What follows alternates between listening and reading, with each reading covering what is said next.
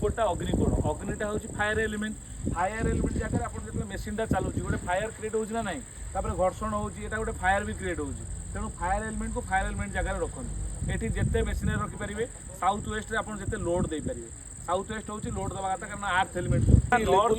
ହଁ, ନର୍ଥ ଇଷ୍ଟରେ ଆପଣ water element, ଆପଣ ୱାଟରଟା କୋଉଠିକି ଯାଏ ଚେକ୍ ଆଉଟ୍।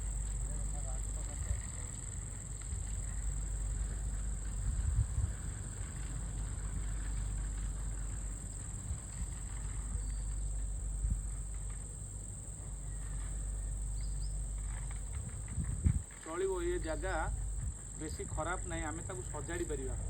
ପାଖାପାଖି ଇଏ 60% ଡାଉନ୍ ଅଛି ଜାଗା, 40% ପାଖାପାଖି। ଆମେ ଏଟାକୁ ଚାହିଁଲେ ତାକୁ ନାହିଁ, ପୁରା ଖୋଲା ଖୋଲା ରଖିବା। ଖୋଲା ଖୋଲା ରଖିବା ସହିତ ଏଇଠି ଦେଖନ୍ତୁ, ଏଇଟା ହେଲା ଇଷ୍ଟ E3 E4, ଏଇ ଯେଉଁ ଗ୍ରୀନ୍ ମାର୍କ ଅଛି ଏଇ ସିଧାରେ, ଏଇ ସିଧାରେ ଆପଣ ମେନ୍ ଡୋର୍ କରିପାରିବେ, ମେନ୍ ଏଣ୍ଟ୍ରି। ଏକ ଦ୍ୱିତୀୟ କଥା, ଏପଟକୁ ଦେଖନ୍ତୁ, ଏଇ ଦେଖନ୍ତୁ, ଆପଣ ଦେଖନ୍ତୁ N3